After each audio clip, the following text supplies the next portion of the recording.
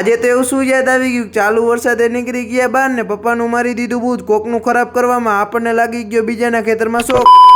હર મહાદેવ મિત્રો ને વડીલો, સવાર સવારમાં બાબલા જેવા તૈયાર થઈ ગયા. આજના વ્લોગની કરું શરૂઆત. રાધે કૃષ્ણ અને રામ ભગવાનના કરી લીધા દર્શન. મંદિરે એકલું ન લાગે એટલે કંપની દેવા આવી ગયો કિશન ને આપણે ઉભા રહી ગયા વેટિંગમાં, કારણ કે આપણો હતો ત્રીજો વારો. કિશન આપણી સાઈડ કાપે. ઘર ભેગું થાને ભાઈ.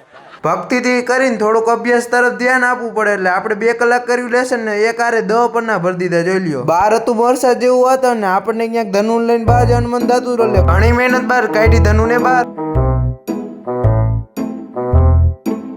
કાઢતા. ધનુ કે મને લાગી ભૂખ એટલે થોડું ખવડાવી દીધું.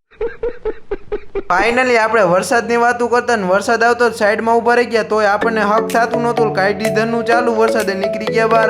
આવી સોલો રાઈડમાં કોને મજા ન આવે? બંને બાજુ રસ્તા ને વચ્ચે આપણે એકલા. પછી તો આડા આવડા વાઘા ચૂકા રસ્તા ચડીને આપણે તો જવાનું હતું ગામડે. આજે તો રવિવાર એટલે આપણે આવી ગયા મેલીમાના દર્શન કરવા. તમે પણ કરી લ્યો દર્શન. આપણે વધારે શ્રીફળ ને આજુબાજુનો નજારો કેવો મસ્ત હતો. ત્યાંથી આવી ગયા આપણા પેલા ખેતરે. અંદર જવા એમ નહોતું કારણ કે હતો ઝાટકો, આપણે ટરી જાય. ऐसा मत करो मेरी जान, लाइफ में कुछ अच्छा करो यार. ગામડે આવીને પેલા તો કરીએ દાદાના દર્શન. ત્યાં તો કેટલા દિવસ પછી મળી ગયો મોટું. જો હંતાય ને लगा मेरा मजाक. ત્યાંથી ઘરને ટાટા બાય બાય કરીને નીકળી ગયા ખેતર જવાના. આપણે આવી ગયા બીજા ખેતરે. જો આમાં ભાઈ હોય આપણે કપા દેખાય તમને. ત્યાંથી આવી ગયા ધકાવારી મેલીમાના દર્શન કરવા. રવિવારે ધકાવારી મેલીમાં ન આવ્યું. પપ્પા ગયા હતા કામથી બહાર ને આપણને આપી ગયા હતા 150 રૂપિયા કે હોન્ડા સર્વિસ કરાવ્યો છે, પરંતુ હોન્ડા સર્વિસ ઘરે કરી નાખ્યું ને પપ્પાનું મારી દીધું 150 રૂપિયાનું બૂચ.